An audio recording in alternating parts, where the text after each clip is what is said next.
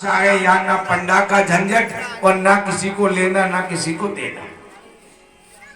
महाराज दानचंद जी ने अपने कपड़े उतारे और कपड़े उतार करके जो है गंगा को स्नान जो है स्पर्श किया और स्पर्श करने के बाद गंगा जी को 3 बार नमन किया और महाराज गंगा में प्रवेश हो गए। जैसे ही महाराज पूर्व की ओर मुख किया और महाराज जैसे ही डुबकी ली तो महाराज उसी समय भगवान प्रकट हो गए पंडा के रूप में। बोले यजमान की जय हो। दानचंद जी ने कहा बोले आप कौन? बोले महाराज मैं पंडा हूं। बोले आप? बोले हाँ। बोले ये घाट भी नहीं छोड़ा, ये तो मुर्दा घाट है।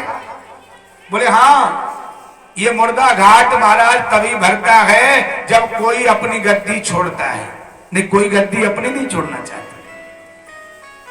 84 लाख योनियों में कोई भी मरना नहीं चाहता है, लेकिन मजबूरी हो जाए तब अपना कोई घर छोड़ता है, तब मुर्दा घाट भरता है। बोले महाराज शर्म नहीं आई, आपने ये भी घाट नहीं छोड़ा? बोले महाराज संतोषी ब्राह्मण हूं, यहीं पर पड़ा रहता हूं। आपके जैसा कोई यजमान आ जाता है, वो साल साल भर के लिए देता है, काम चल जाता है। दानचंद ने कहा साल भर के लिए? बोले हाँ। बोले साल भर के लिए? बोले हाँ। बोले तुम 365 दिन की कहते हो, मैं तुम्हें 3 दिन का भी नहीं दूंगा। बोले राजन एक बात कहूं, गंगा पर जो भी आया है उसने कुछ न कुछ तो देना ही पड़ेगा, बिना दिए तो काम नहीं चलेगा। बोले हमने अपने जीवन में नहीं दिया। बोले नहीं दिया वो कोई बात नहीं, लेकिन यहां देना पड़ेगा।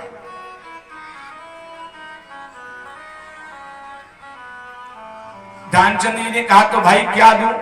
बोले 3 दिन का दे दूं। बोले 3 दिन का? मैं 3 जोड़ का भी नहीं दूंगा। बोले कम से कम 3 लोगों का दे दो। बोले ना। तो बोले क्या दोगे?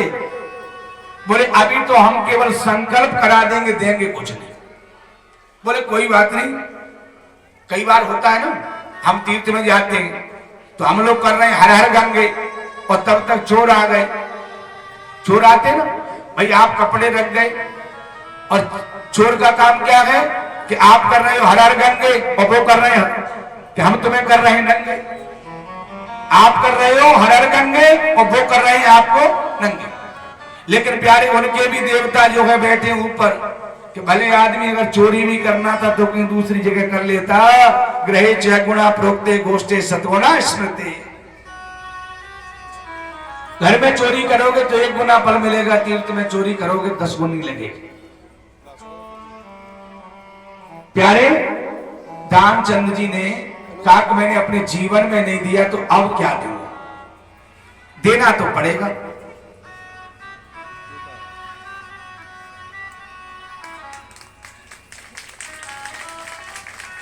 भैया के लिए बहुत बहुत साधुवाद, बहुत बहुत सम्मान। दानचंद महाराज ने कहा कि बोले कोई बात नहीं है। पंडा ने कहा बोले एक काम करो, भगवान स्वयं पंडा बने गए तो कहा कि बोले संकल्प कर दो। बोले कितना? बोले कम से कम। बोले 1 आना मैंने दिया उधार। अब 1 आना वो भी उधार। कभी कभी हमारी जेब कट जाती तो पंडा लोग हमें दे देते, और जब चैत्र में या कार्तिक में आते हैं तो अनाज या पैसे लेकर के चले जाते। जब घर आए तो महाराज दानचंद जी संकल्प करके अपने घर आए, और घर आने के बाद में सुबह से गए थे, शाम को हारे थके जब घर आए तो महाराज पत्नी से कहा बोले भोजन बनाओ। भोजन बनाने के बाद महाराज दानचंद जी सोने के लिए जा रहे थे, उसी समय पंडा जी आ गए। यजमान की जय हो। पत्नी ने कहा कि प्रभु आवाज आ रही है बाहर से, देखिए कौन है। पत्नी आई, बोले आपका परिचय? बोले मैं गंगा जी से पंडा हूं। दानचंद जी गंगा स्नान करने के लिए गए थे तो वहां कुछ संकल्प करा के आए थे, तो मैं लेने आया। पत्नी ने जाकर के कहा पति से कि प्रभु आप कोई दान करके आए थे? बोले हाँ। कि वो तो हम संकल्प करा के आए। तो बोले वो आ गए हैं तो जाके कह दो कि दानचंद जी की तबीयत खराब है। पत्नी ने आकर के कहा कि दानचंद जी की तो तबीयत खराब हो गई है जब उससे गंगा जी स्नान करके आए। तो उन्होंने कहा कोई बात नहीं देवी, घबराने की कोई बात नहीं, सूखी सामग्री दे दो, हम पंडा लोग हैं, भोजन बनाएंगे और खाएंगे, कोई दिक्कत नहीं। दानचंद जी से कहा कि वो तो सामग्री मांग रहे हैं। दानचंद जी ने सोचा मैंने एक सिक्का क्या जो है एक ढेला क्या संकल्प कर दिया, खाने की सामग्री दे। दानचंद जी ने कहा झूठा कह दो जाके दानचंद जी मर गए।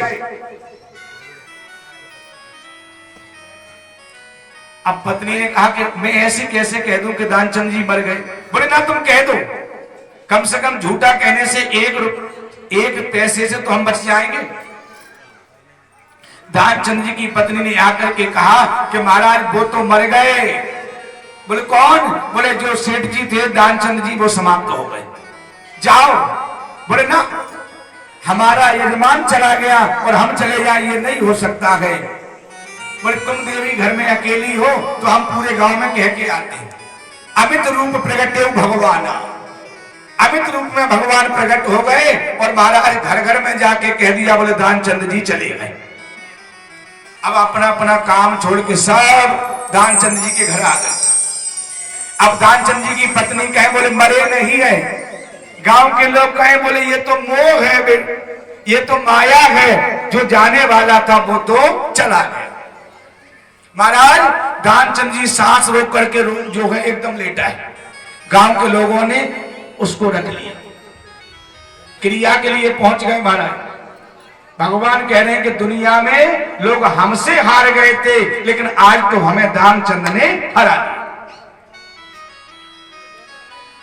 जैसे ही चिता लगाई महाराज गांव को लोगों से कहा कि अगर आप चाहो तो मैं मंत्र दे दूं, क्योंकि मंत्र बिना कल्याण नहीं होगा। तो दानचंद जी को कान में जाकर के कहा कि आया हूं वैकुंठ से तेरे से नाता जोड़ने के लिए और मैं हूं भगवान, तू आंख खोल के तो देख। अब जैसे ही दानचंद ने आंखें खोली महाराज तो जो पंडा जी वहां मिले थे वही पंडा का रूप महाराज एकदम आंखें खोली और तुरंत बंद। बोले हे भगवान ये तो यहां भी क्या करूं, कैसे काम बनेगा? बोले वरदान मांग लो, मैं भगवान हूं। दानचंद ने कहा बोले वरदान देना है तो ये दे दो कि एक ढेला जो संकल्प किया था वो छोड़ दिया। भगवान ने कहा कि आज तक मैं भक्तों को हराता आया हूं लेकिन दानचंद आज तो तुमने मुझे हरा दिया है।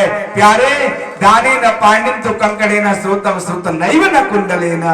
तेरा दान मुझे नहीं चाहिए, न तेरा पैसा चाहिए, मैं तो तेरा भाव देखता हूं, भाव से तेरा कल्याण करता हूं। इसलिए ठाकुर जी कहते हैं प्यारे